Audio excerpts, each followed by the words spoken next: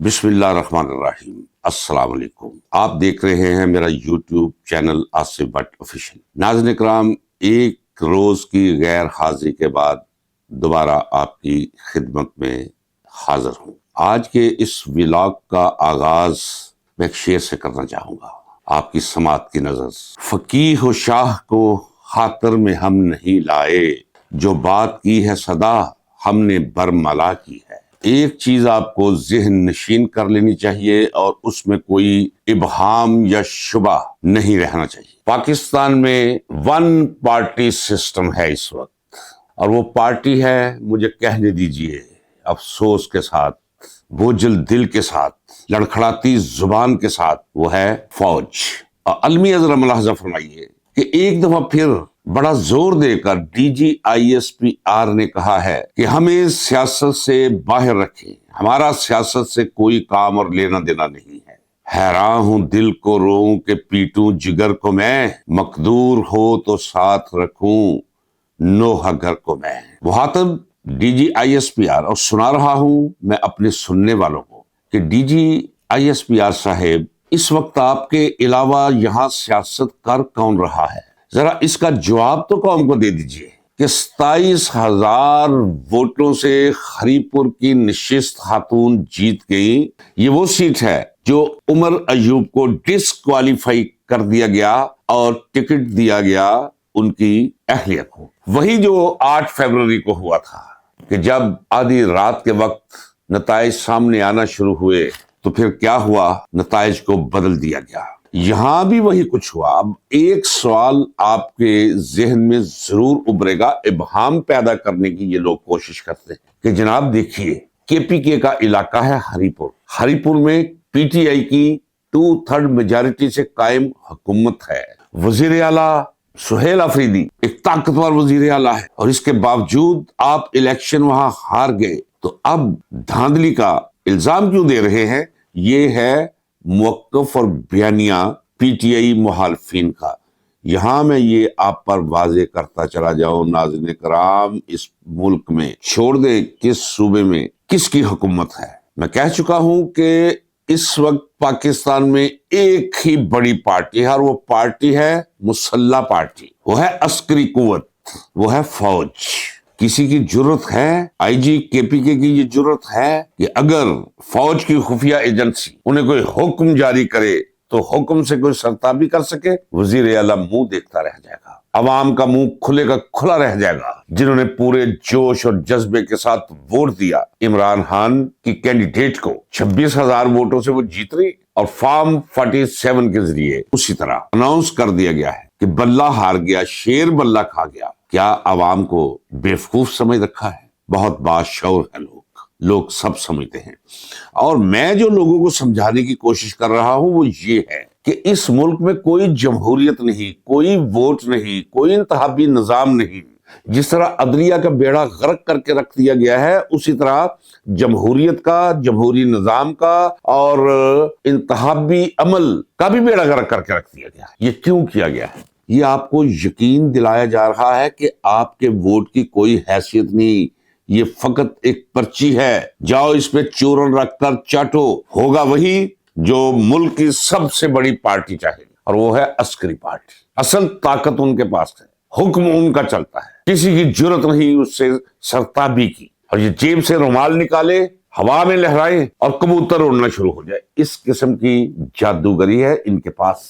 ہری پور کا الیکشن جیتا ہوا تھا، لاہور کا الیکشن جیتا ہوا تھا، یہ 2 نشستیں تھی جن پہ عمران خان نے کہا تھا کہ ہم انتخابات میں حصہ لیں گے۔ وہ دونوں کی دونوں نشستیں بھاری اکثریت سے پی ٹی آئی کے امیدواران نے جیت لی تھی، لیکن انہوں نے کہا کہ ووٹ کی کیا حیثیت ہے جی؟ یعنی عوام کو پیغام دیا کہ ڈالتے رہیں ووٹ، تھک جائیں گے آپ، ڈبوں سے نتیجہ وہی نکلے گا جو ہم چاہیں گے۔ D G I S P R صاحب کو پاکستان کے ایک باشعور یا نیم شعور شہری کی حیثیت سے میرا یہ مشورہ ہے کہ وہ جرت کرے، ہمت کرے، یہ کہنے کی بجائے کہ ہمیں سیاست میں مت گھسیٹیں، ہمارا سیاست سے کوئی لینا دینا اور کام نہیں، وہ یہ کہیں کہ بھائی فوج ایک سیاسی پارٹی ہے، جاؤ جو کچھ ہو سکتا ہے، جو کرنا چاہتے ہو کر لو۔ فوج نہ صرف پاکستان کی سرحدوں کی محافظ، معیشت کو سنوارنا، بین الاقوامی تعلقات کا فیصلہ کرنا کہ کس سے تعلقات رکھے جائیں گے اور کس سے تعلقات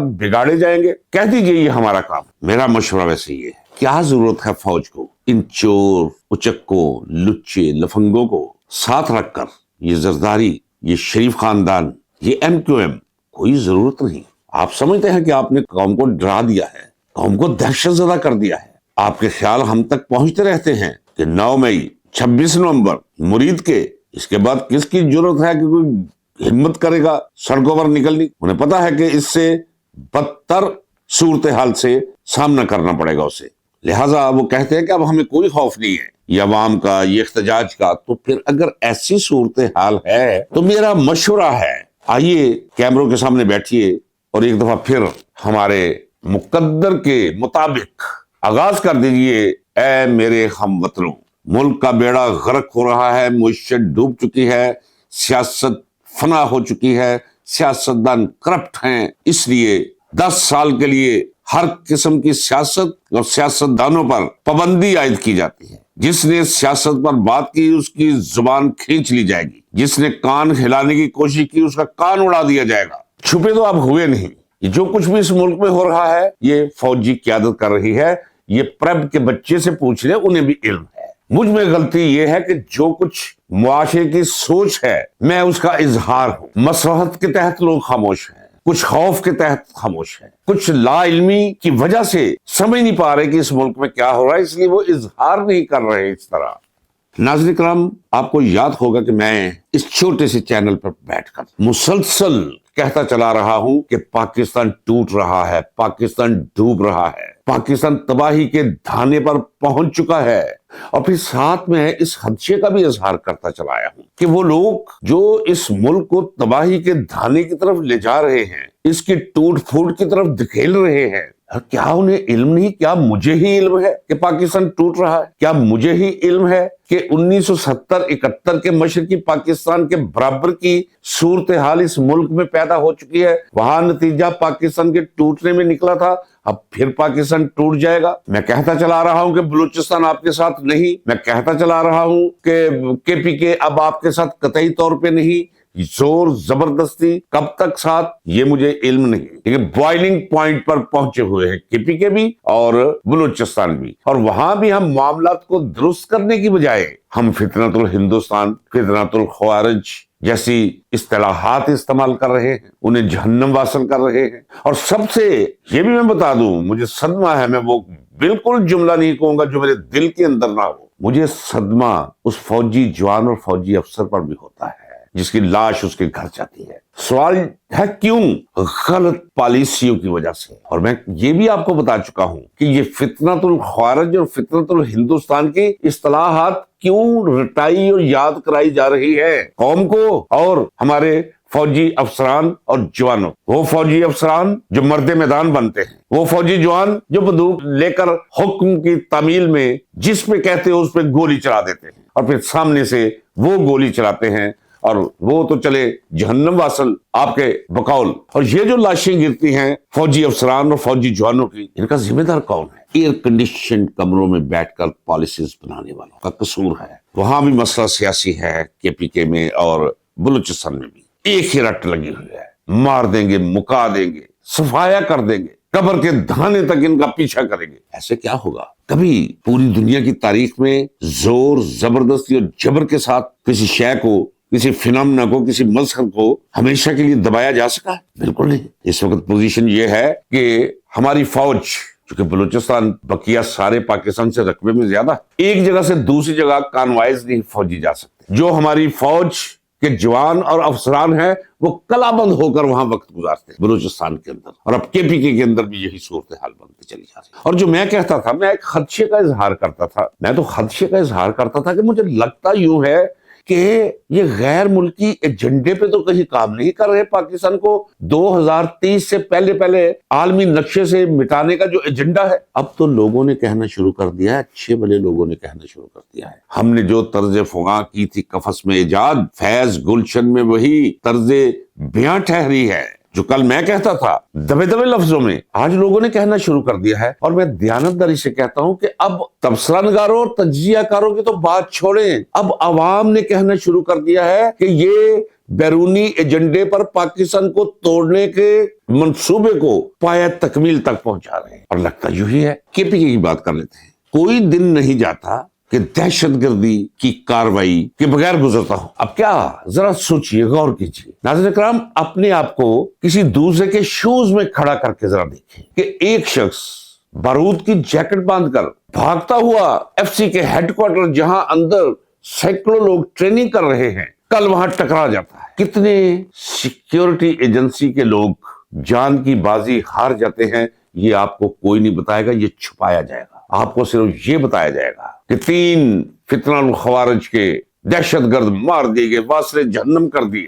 افغانستان کے ساتھ ہم نے جو رویہ اپنا رکھا ہے، اب یہ دہشت گردی کے واقعات بڑھتے بڑھتے بڑھتے بڑھتے یہ پنجاب اور سندھ تک پھیلیں گے. یہ میں آپ کو وقت سے پہلے کہہ رہا ہوں. میں نے اپنے گھر والوں کو کہہ دیا ہے کہ بڑے بڑے شاپنگ مال پہ مت جایا کریں، خریداری چھوڑ دیں، اپنے آپ کو محدود کر لے. کوئی علم نہیں کس وقت کیا ہو جائے. مجھے آج ہی میرے بیٹے نے کہا کہ ابا آپ ضرورت کے بغیر ہائی کورٹ مت جایا کریں. میں نے کہا بیٹا کیا کروں، کوئی اور راستہ نہیں، وہ پچھلے گیٹ کی طرف سے جایا کریں. میں نے کہا وہاں زیادہ رش ہوتا ہے. خوف اور اضطراب کی ایک پرچھائی سی آ کر اس کے چہرے پہ گزر گئی. یہ سلسلے روز بروز بڑھتے جائیں گے اگر پاکستان کی صورتحال کو درست کرنے کی کوشش نہ کی گئی. آئین کے آرٹیکل 218(3) میں جو تبدیلی کی گئی ہے، اس کی زد میں اب لائیں گے یہ چیف منسٹر کے پی کے سہیل آفریدی کو. اس کا امکان ہے، میں وقت سے پہلے بتا رہا ہوں، کیونکہ اب الیکشن کمیشن کو اختیارات دے دیے گئے ہیں، عدالتی اختیارات، کہ اس پیرامیٹر پر جو بھی اترے اسے نااہل قرار دے لے. اس کے امکانات ہیں کہ چیف منسٹر کے پی کے کو جلد فارغ کر دیا جائے، اور اس کے بعد تاکہ وہ لوگوں کو موبلائز نہ کر سکے اسے پکڑ کر جیل میں ڈال دیا جائے. تو اس سے کیا چیزیں سمجھ جائیں گی اور بگاڑ پیدا ہوگا. کے پی کے کو تسلیم کیجئے کہ وار زون ہے اس وقت. 4.55 کروڑ عوام کا وہ صوبہ ہے. عمران خان ان کے دلوں کی دھڑکن ہے، اس میں کوئی شک نہیں کہ قومی لیڈر ہے عمران خان، لیکن پشتون اسے اپنا بیٹا سمجھتے ہیں، اپنا بھائی سمجھتے ہیں، اپنے جسم کا حصہ سمجھتے ہیں. اور عمران خان کے ساتھ جو سلوک مرکز میں جاری ہے، مرکز سے پشتونوں کی بیزاری کا سبب بن رہا ہے. اس بات کی کسی کو سمجھ نہیں آ رہی. یہ خبر تو میں آپ کو دے چکا ہوں، آپ اس خبر کو یاد رکھیے گا. کیا کہوں، یہ جملہ کہنے کو جی نہیں چاہ رہا، لیکن یہ ریکارڈ ہے کہ سب سے پہلے یہ خبر میں نے آپ کو دی تھی. میں دوبارہ مکرر کہتا ہوں، اعادہ کرتا ہوں، یاد دلاتا ہوں آپ کو وہ خبر جو میں نے دی تھی. زرداری اور شریف اور ان کے خواری یہ سب فارغ کیے جا رہے ہیں، اور فارغ ایک ہی دفعہ نہیں کیے جائیں گے، وقت زیادہ نہیں لگے گا. زرداری لیگ پہلے فارغ ہو. آپ دیکھیے گا اگلے چند دنوں کے اندر کہ کیسی بھد اڑائی جاتی ہے زرداری لیگ کی، کس طرح آنکھیں پھیری جاتی ہیں بلاول زرداری سے. ان قریب اشرف علی زرداری کا استثناء ختم ہوگا، یہ یاد رکھیے گا. ان قریب فریال تالپور عدالت سے اپنی سزا پاتی آپ کو دکھائی دے گی. اس کے ساتھ ہی باری آ جائے گی نون لیگ کی. 1 سال کے اندر 5300 ارب روپے کی کرپشن، ایک ٹکے کا اس میں جھوٹ نہیں ہے. زیادتی ہو سکتی ہے، کمی نہیں. یہ خبر میں آپ کو دے چکا ہوں کہ تمام منسٹریز کو، منسٹری سے مراد وزیروں کو نہیں، سیکرٹریز کو حکم صادر ہو چکا ہے کہ اپنے اپنے حساب کتاب بتائیں تاکہ ادارہ جاتی کرپشن کو علیحدہ علیحدہ کیا جا سکے. ایک نیا نظام لانے کی کوشش کی جا رہی ہے. اسی لیے تو میں نے اس ولاگ کے آغاز میں کہا کسی نظام کی ضرورت نہیں، آزمودہ نظام وہ لے آئے، ڈائریکٹ آ جائے، میرے ہم وطنوں سے آغاز کریں. ٹھیک ہے، فقط ہم لوگ ہی طوفان کی آمد سے ہیں ناواقف، پرندے کب سے ہجرت کر گئے ہیں آشیانوں سے. بھاگ رہے ہیں لوگ، سرمایہ دار بھاگ رہا ہے. حبس اتنا بڑھ چکا ہے کہ اب تو کوئی راستہ ملے تو یہ پاکستان خالی ہو جائے. اس قدر جبر کا ماحول ہے. لیکن جاتے جاتے پھر میں وہی بات کروں گا کہ یہ تو ہے وہ تصویر جو سامنے نظر آ رہی، لیکن تاریخ میں جب کبھی ایسا منظر بنا ہے تو آسمان سے بجلیاں گری ہیں ظالموں پر، بے انصافوں پر، متکبرین پر. جب اس حد تک عوام سہم جائے، ڈر جائے، تو آسمانوں کو ترس آ جاتا ہے، قوانین فطرت متحرک ہو جاتے ہیں. پتہ نہیں کیوں میرا دل کہہ رہا ہے کہ ان کا آخری وقت ہے. اس پہ میرا یقین روز بروز پختہ تر ہوتا جا رہا ہے. میں کہتا چلا رہا ہوں، مت ڈریے، ڈر کا کانٹا نکال دیجیے اپنے دل سے، صرف اللہ سے ڈریے۔ ایک طرف تو آپ کہتے ہیں کہ اس کے اذن کے بغیر پتا بھی جنبش نہیں کرتا، اور دوسری طرف آپ کو کوئی ضرر نہیں پہنچا سکتا جب تک ادھر سے اجازت نہ ہو۔ اس میں کوئی شک نہیں کہ اسباب کی دنیا ہے یہ۔ اگر کسی کے مقدر میں لکھا ہے کچھ برا تو برائی پیش آ کر رہے، اور اگر اسے کسی کی برائی منظور نہیں تو سارا جہان مل کر کسی کا برا نہیں کر سکتا۔ ناظرین کرام، اللہ پہ بھروسہ کیجیے۔ عمران خان ایک نیا مفہوم دیا یا اس مفہوم کی طرف توجہ دلائی، ایاک نعبد و ایاک نستعین۔ بس اجازت دیجیے ناظرین کرام، اللہ حافظ، پاکستان پائندہ باد۔